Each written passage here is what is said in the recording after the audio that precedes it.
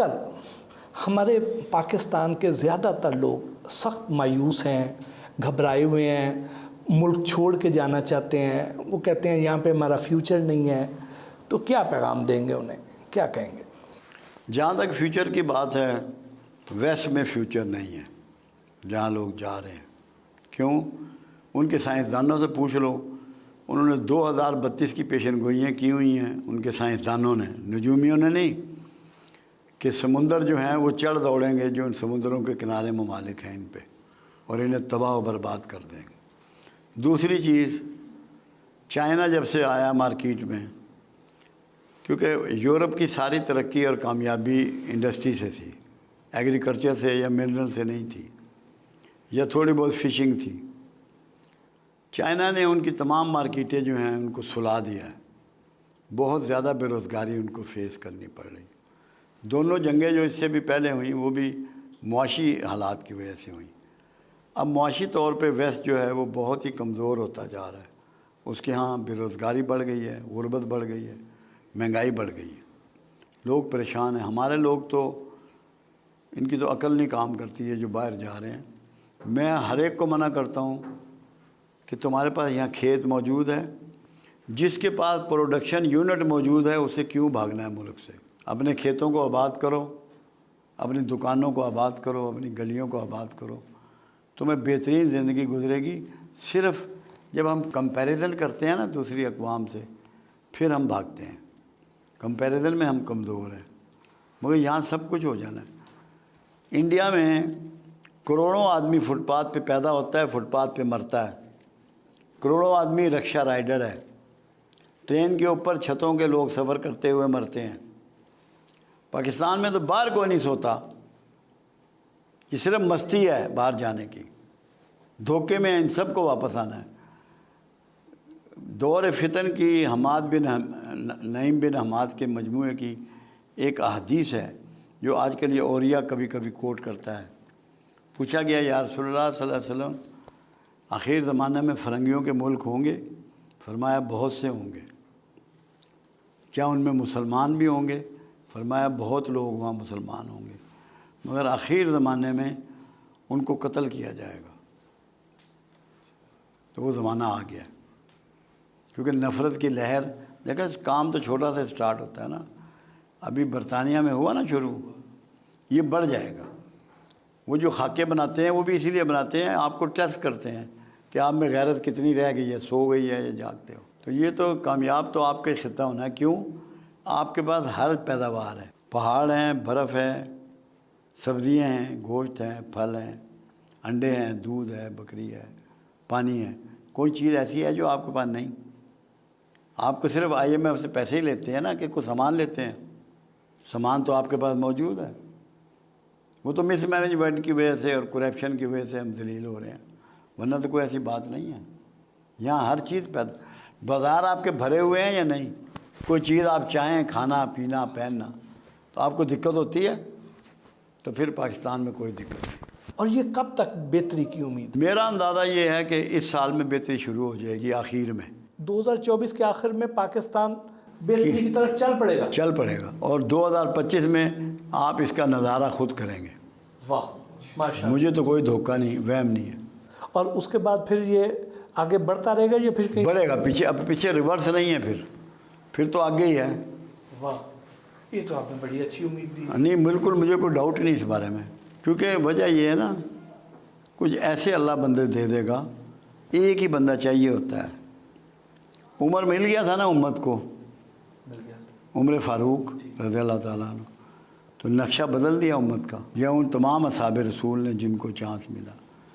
بہت جلدی کوئی پازیٹیو چینج آنے والی ہے، آپ دیکھ رہے ہیں؟ ہاں میں تو دیکھ رہا ہوں، میرا یقین ہے۔ ایک بار آپ نے کہا تھا کہ حقدار کو بھی حق دو، ہائے ہائے، اور اس کو یہ بھی ابن ماجہ کی حدیث ہے، اور اس کو بھی دو جو حقدار نہیں ہے۔ ابن ماجہ کی حدیث ہے، کیونکہ وہ ہوا یہ، میں دکان پہ بیٹھا تھا تو ایک بوڑھا آیا، تو میں نے لڑکے سے کہا کہ اس کو 100 روپے دیا۔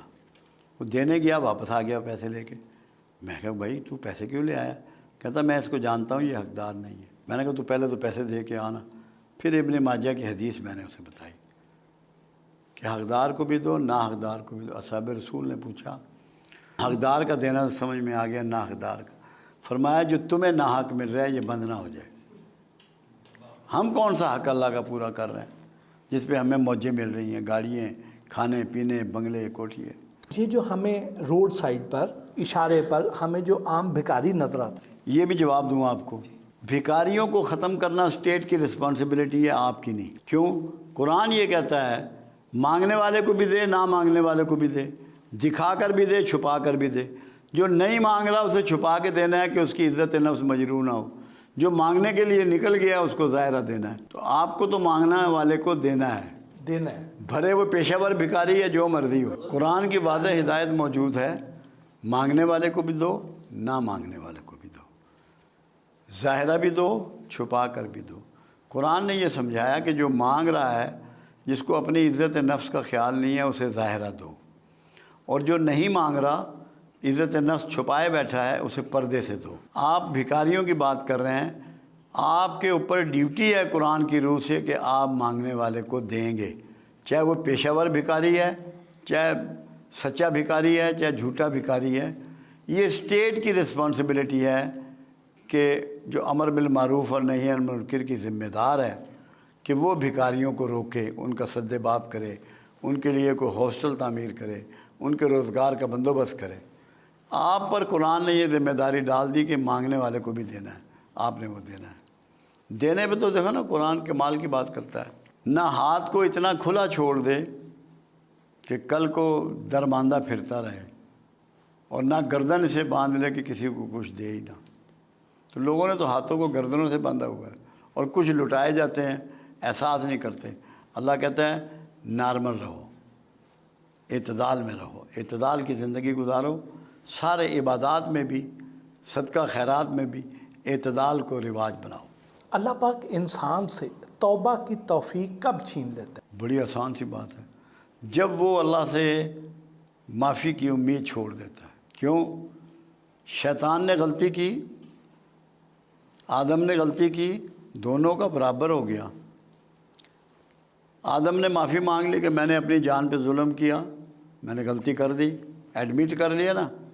تو جو ایڈمٹ نہ کرے اس کی توبہ چھین جاتی ہے، اور زیادہ یہ تب ہوتا ہے۔ میں آپ کو مزے کی بات بتاؤں، میں اس کے لیے بات کرتا ہوتا ہوں، جو شر ننگا ہے، جو شر ننگا ہے وہ قابل اصلاح ہے، اور جو شر خیر میں چھپا ہوا ہے ناقابل اصلاح ہے۔ جب آپ کو یہ پتہ ہو کہ میری نمازاں پوریاں، میرے درود شریف پورا، میرے روزے پورے، میرا تہجد بھی پورا، میں صدقہ خیرات بھی کرنا، آپ سے توبہ چھن جائے گی۔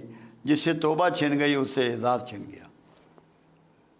جو نیکی کے کبر میں مبتلا ہوتا ہے تب توبہ چھن جاتی ہے۔ آپ کبر کے درجے بھی بتاتے ہیں۔ درجے تو بے شمار ہیں کبر کے، کہیں سے بھی شروع، پہلے تو نسب سے شروع ہوتا ہے کہ میں راجا تو کمی ہے، یہ آ گیا کبر، شیطان آ کے کھڑا ہو گیا۔ سب سے اوپر نیکی کا گمان، پھر نسب کا، پھر علم کا، پھر ہنر کا، پھر پیسے کا، پھر پوزیشن کا، یہ سارے کبر ہے۔ نیکی کا کبر سب سے خوفناک ہے، اور نسب کا۔ دو اتنے بڑے کبر ہیں جس میں معافی نہیں ہے۔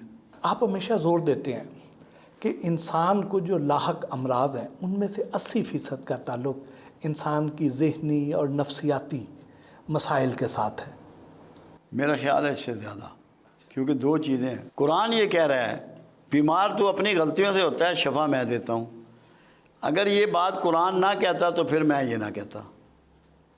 قرآن کہتا ہے کہ اپنی غلطیوں سے تو بیمار پڑتا ہے اور شفا میں دیتا ہوں۔ بیماری کے میجر سورس وہ ہیں جو انٹیک کے سورس ہیں، ناک ہے، کان ہے، منہ ہے، گلا ہے، آنکھیں ہیں۔ اگر آپ ان کو جو قرآن نے استعمال ان کا بتایا ہے، وضو کرنے کا طریقہ، اٹھنے کا طریقہ، نہانے کا طریقہ، کھانے کا طریقہ، کتنا کھانا ہے، کب کھانا ہے، یہ سارے شعور جو دیے ہیں، اگر اس کو آپ اپلائی کریں تو 99% چانسز یہ ہیں کہ آپ بیمار نہیں ہوں گے۔